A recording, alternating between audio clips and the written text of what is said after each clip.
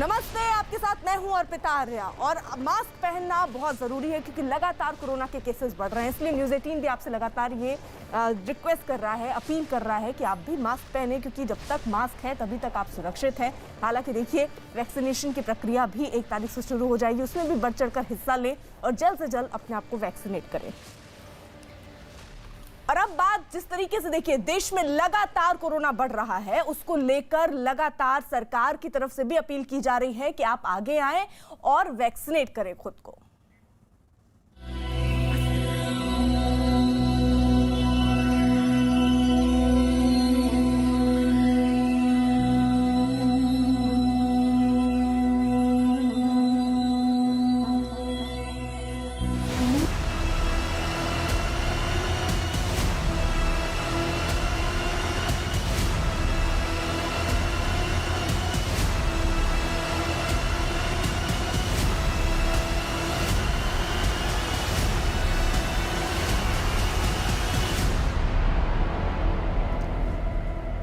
और इस वक्त की बड़ी खबर आ रही है महाराष्ट्र से। खबर है कि उद्धव सरकार ने फैसला लिया कि 18 से 45 साल की उम्र वालों को फ्री टीका लगाया जाएगा। इसका ऐलान कुछ देर बाद उद्धव ठाकरे करेंगे। उद्धव सरकार फ्री टीका पर 7500 करोड़ रुपए का खर्च सरकार उठाएगी।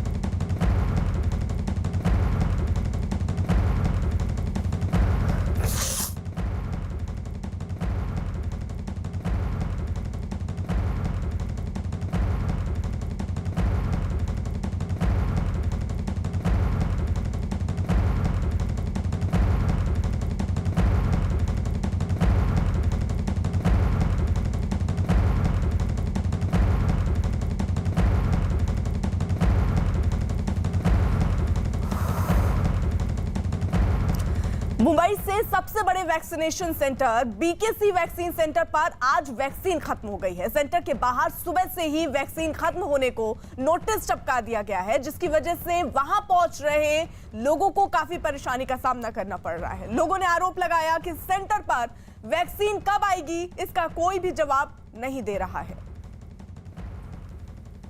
मुंबई में एक बार फिर वैक्सीनेशन की कमी सामने नजर आ रही है। मुंबई के सबसे बड़े बीकेसी जम्मू कोविड सेंटर में वैक्सीनेशन का प्रोसेस चल रहा है, लेकिन आज सुबह से ही इस जगह पर वैक्सीनेशन खत्म हो चुकी है और इस पूरे जो वैक्सीनेशन सेंटर है उसको बंद कर दिया गया है। साफ तौर पे देखिए, यहाँ पर बाकायदा लिखित रूप से लिखा गया है कि वैक्सीनेशन खत्म हो चुकी है आज के लिए, सॉरी फॉर इनकन्वीनियंस।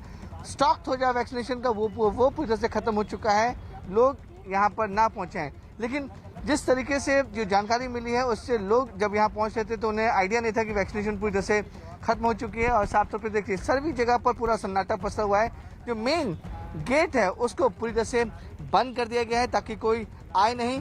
लेकिन जिस तरीके से जो लोग यहाँ पहुंच रहे हैं वो काफ़ी ज़्यादा उनके मन में सवाल है कि आखिरकार जो वैक्सीनेशन खत्म हुई है तो अगली वैक्सीनेशन कब होगी, कैसे मिलेगी, उन्हें जानकारी नहीं है। सर, आप वैक्सीनेशन के लिए आए थे? 3 दिन से हर रोज 4 हॉस्पिटल में घूम रहा हूँ। जी सर। कोई जगह कुछ अवेलेबिलिटी नहीं है, वो तो नहीं है, पर कोई जवाब भी बराबर नहीं है। मतलब वहाँ जाओ 1 घंटा लाइन में लगो, फिर बोलते सुबह टोकन दे दिया, बोलते 5 बजे आओ लाइन में, 5 बजे आओ तो मिलेगा। कल 8 बजे गया तो बोला 6 बजे, 7 बजे, आज 7 बजे गया तो अब बोलते 5 बजे आओ। तो ये फर्स्ट डोज के लिए आए कि सेकंड डोज के लिए? उसके लिए सेकंड डोज। अभी मेरे पेरेंट्स सीनियर सिटीजन गाड़ी में बैठे, मैं ले लेके घूम रहा हूँ उनको कि किधर लगा दूँ सेकंड डोज उनको। लेकिन सेकंड डोज तो एक पर्टिकुलर टाइम बीन पे देना चाहिए। It is 6 weeks to 8 weeks, तो ऑलरेडी 6 से 7 वीक हो चुका है मेरा। तो अभी पता नहीं आगे कब मिले या नहीं मिले, इसलिए 6-7 वीक तो हो गए उनको, तो कब से 8 वीक हो गया, पर मिल ही नहीं रहा है किधर भी। मेन प्रॉब्लम है कि कोई जवाब नहीं देते हैं लोग कि मिलेगा नहीं मिलेगा। मुंबई के गोरेगांव में भी वैक्सीनेशन सेंटर पर वैक्सीन खत्म होने का दावा किया गया। लोगों ने आरोप लगाया कि सेंटर पर कोई भी जवाब नहीं दे रहा है, कब तक वैक्सीन आएगी। वैक्सीन लगवाने आए कई लोग ऐसे भी थे जिन्हें वैक्सीन की दूसरी डोज लगवानी थी। 18 साल से 44 साल के बीच में लोगों को वैक्सीन देनी है, लेकिन मुंबई में कुछ वैक्सीनेशन सेंटर पे ऐसे हालात आ गए हैं कि 45 के ऊपर उम्र वाले जो वैक्सीनेशन दूसरा प्रोसेस है वहाँ पर उन्हें वैक्सीन नहीं मिल पा रही है। बीकेसी जम्बो सेंटर पे वैक्सीनेशन खत्म हो चुके हैं, वहाँ पे बोर्ड लगा दिया गया है और इस समय हम नेस्को कोविड सेंटर में है जो मुंबई का सबसे बड़ा कोविड सेंटर है और यहाँ पर भी वैक्सीनेशन का प्रोसेस चल रहा है। लेकिन वैक्सीनेशन खत्म होने के बाद आप साफ तौर पे देख सकते हैं कि जो मेन गेट है, जो एंट्री पॉइंट है, वहाँ पे साफ तौर पे बैनर लगा दिया गया है कि vaccination is over close for the day, यानी कि वैक्सीनेशन आज के दिन के लिए खत्म हो चुकी है और आज कोई भी वैक्सीनेशन प्रोसेस नहीं होगा। उसके बावजूद भी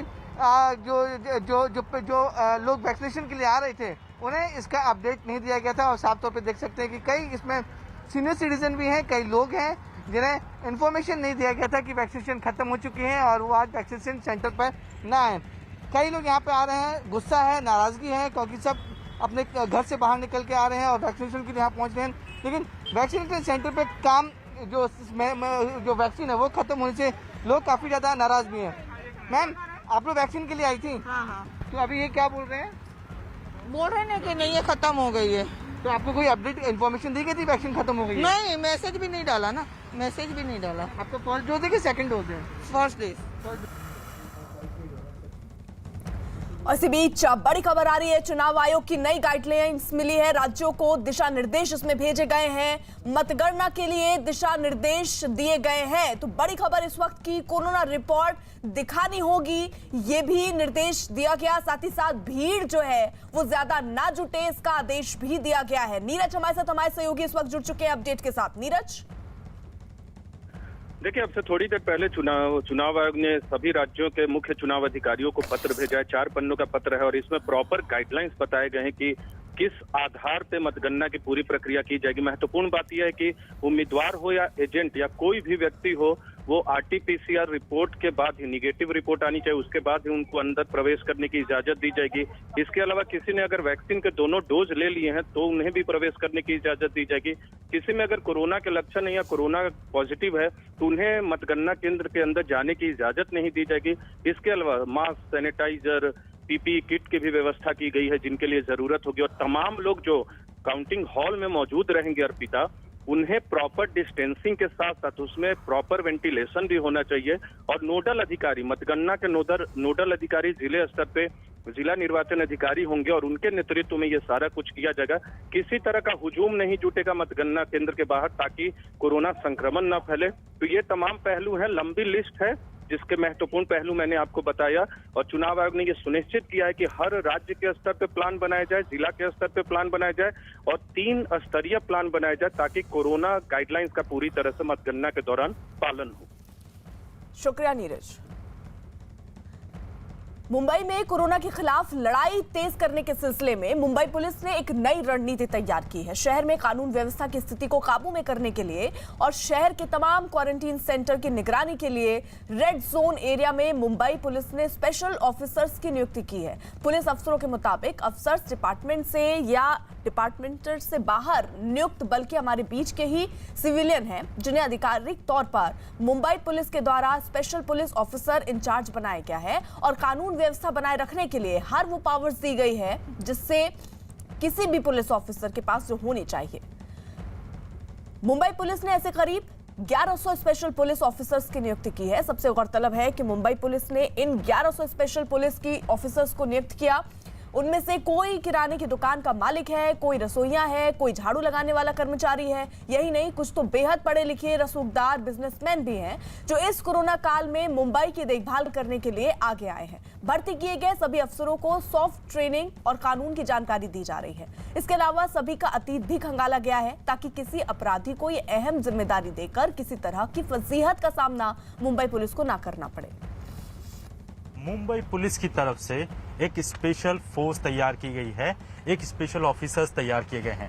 ये जो लेटर आप देख रहे हैं ये स्पेशल ऑफिसर का प्रमाण पत्र है जिन्हें नियुक्त किया गया है खास तौर पे कंटेनमेंट जोन को हैंडल करने के लिए और सबसे अहम बात ये कि ये लॉ एंड ऑर्डर की भी सिचुएशन को हैंडल करेंगे। ये जो शॉपिंग सेंटर आप देख रहे हैं ये स्पेशल ऑफिसर की दुकान है जहां से कंटेनमेंट जोन के लिए जो नेसेसरी चीजें हैं, जो जरूरी चीजें हैं वो सप्लाई की जाती हैं। और सबसे अहम बात ये कि ये पुलिस ऑफिसर किसी डिपार्टमेंट से नहीं बल्कि आम लोगों के बीच में से चुने हुए प्रतिनिधि हैं।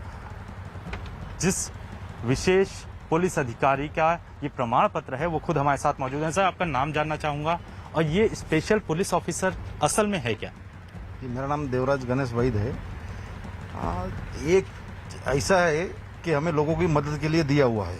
जैसे कंटेनमेंट जोन, हम जिस ये आया उसके अगले दिन हम कंटेनमेंट जितने भी अपने एरिया में कंटेनमेंट जोन थे सब जगह जाके आए, और उनको कुछ हेल्प चाहिए तो हमें जाना है वहाँ पर। उनके वहाँ से उन सिक्योरिटी वाले को नंबर दिए है, आपको कोई भी तकलीफ होती है हमें कॉल करो, हम आ जाएंगे। राशन और किराना सामान तो हम वहाँ सप्लाई करते ही है, वो तो हमारा दुकान 10 साल से कर ही रहा है। लेकिन ये हमें जो गवर्नमेंट ने, जो हमारे यहाँ के डीसीपी साहब जो डॉक्टर महेश्वर रेड्डी जी ने जो हमें जिम्मेदारी दी है, वो जिम्मेदारी लिए हम हर जगह पे हमें नंबर दिया है कि तुम्हें कहीं भी कुछ भी जरूरत पड़े हमें कॉल करो, हम आपकी हेल्प के लिए तैयार है। अभिषेक हमारे साथ, हमारे सहयोगी इस वक्त मुंबई से जुड़ चुके हैं। अभिषेक, क्योंकि आप देखिए मुंबई में मौजूद हैं और अलग अलग सरकारें जो है, खासतौर पे महाराष्ट्र सरकार भी वो तमाम एहतियाती कदम उठा रही है जिसकी वजह से जो केसेस हैं वो कम हो। फिलहाल वहां पर क्या स्थिति है, अस्पतालों की क्या स्थिति है? देखिए, फिलहाल मुंबई में तो ग्राफ निश्चित तौर पर नीचे डाउन हुआ है और महाराष्ट्र में भी ग्राफ कई जगहों पर डाउन हुआ है। लेकिन महत्वपूर्ण चीज़ ये है कि ग्रामीण इलाके में यहाँ पर भी केस काफ़ी संख्या में बढ़ रहा है। फिर नांदेड़ की बात करो जहाँ ग्रामीण इलाके में काफ़ी ज़्यादा केसेस हैं, पुणे में हो, नागपुर में हो या नासिक में हो, इन जगहों पर ग्राफ लगातार या तो स्टेबल है या बढ़ रहा है। इससे साफ है कि सरकार को कहीं ना कहीं ये चिंता सता रही है कि लॉकडाउन अगर 1 मई को ख़त्म होता है तो निश्चित तौर पर इस बारे में केसेस बढ़ सकते हैं। हालांकि अभी सरकार ने एक महत्वपूर्ण फैसला किया है कि 1 मई से शुरू होने वाली जो ड्राइव है, वैक्सीनेशन की ड्राइव, उसके लिए 18 से 44 साल तक के लोगों के लिए सभी को वैक्सीन फ्री दी जाएगी। सरकार ने आधिकारिक तौर पर ऐलान कर दिया, कैबिनेट में इसका फैसला हुआ है कि इसके लिए 7,500 करोड़ के आसपास खर्च होगा और इसके लिए खासकर 2 करोड़ वैक्सीन शुरू में सरकार खरीदेगी ताकि इस वैक्सीनेशन ड्राइव को शुरू किया जा सके। हालांकि सीरम इंस्टीट्यूट जो पुणे की है, कोविशील्ड बना रही है, उसने ये कहा है कि वो 20 मई तक सरकार को पूरी तरीके से वैक्सीन नहीं दे सकती। इसको लेकर के अभी कैबिनेट में फैसला हुआ है कि सीरम और भारत बायोटेक के लोगों को फिर से सरकार बात करेगी ताकि इस वैक्सीनेशन ड्राइव को जल्दी से जल्दी शुरू किया जा सके। और साथ ही साथ लॉकडाउन को संदर्भ में भी सरकार निश्चित तौर पर आंतरिक तौर पर ये बातचीत कर रही है कि इसको एक्सटेंड किया जाए, क्योंकि जिस तरीके से एक्सटेंशन होगा उसके बाद ही ग्राफ डाउन होगा। ऑक्सीजन की बात करें अगर तो ऑक्सीजन निश्चित तौर पर सरकार के पास इस समय 1550 मैट्रिक टन है, 300 केंद्र दे रहा है, 1250 यहाँ का प्रोडक्शन है, वो करीब करीब कट टू कट चल रहा है। और ऐसे में सरकार की कोशिश है कि ज़्यादा से ज़्यादा ऑक्सीजन केंद्र से मांगे जाएं। साथ ही 132 PSA यानी हवा से ऑक्सीजन बनाने का प्लांट लगाने को लेकर सरकार ने मान्यता दे दी है। पूरे महाराष्ट्र भर में 132 जगहों PSA लगाए जाएंगे। साथ ही साथ और इसी बीच एक बड़ी खबर आ रही है, कोरोना पर एक्शन में प्रधानमंत्री नरेंद्र मोदी, वायुसेना प्रमुख से प्रधानमंत्री नरेंद्र मोदी ने मुलाकात की है और IF के काम की जानकारी भी मांगी है कि किस तरीके से काम चल रहा है। देश में कोरोना के केसेस जो बढ़ रहे हैं, अस्पतालों में ऑक्सीजन की जरूरत महसूस हो रही है, डॉक्टरों की भी जरूरत अब महसूस हो रही है, बेड की जरूरत महसूस हो रही है, ऑक्सीजन की जरूरत, इन सारी जरूरतों पर प्रधानमंत्री लगातार देखिए बैठक कर रहे हैं। और अब जो जानकारी सामने आ रही है कि बाकायदा कोरोना में क्या काम अभी तक सेना की तरफ से, वायुसेना की तरफ से किया जा रहा है, उस पर यह जानकारी प्रधानमंत्री नरेंद्र मोदी ने लिया। तो कोरोना पर एक्शन में प्रधानमंत्री नरेंद्र मोदी हैं, एक के बाद एक कई बैठकों का दौर भी जारी रहा और किस तरीके से इस मुश्किल दौर में किसकी मदद ली जा सकती है, इस पर भी प्रधानमंत्री नरेंद्र मोदी खुद नजर बनाए हुए हैं। विक्रांत यादव हमारे साथ, हमारे सहयोगी इस वक्त जुड़ चुके हैं। विक्रांत, देखिए, प्रधानमंत्री ने CDS से कुछ समय पहले बात की थी, मुलाकात की थी, उसमें ये फैसला लिया गया था कि आर्म्ड फोर्सेस का पूरी तरीके से उपयोग किया जाएगा सिविलियंस को मेडिकल सुविधाएं और बाकी चीजें पहुंचाने में।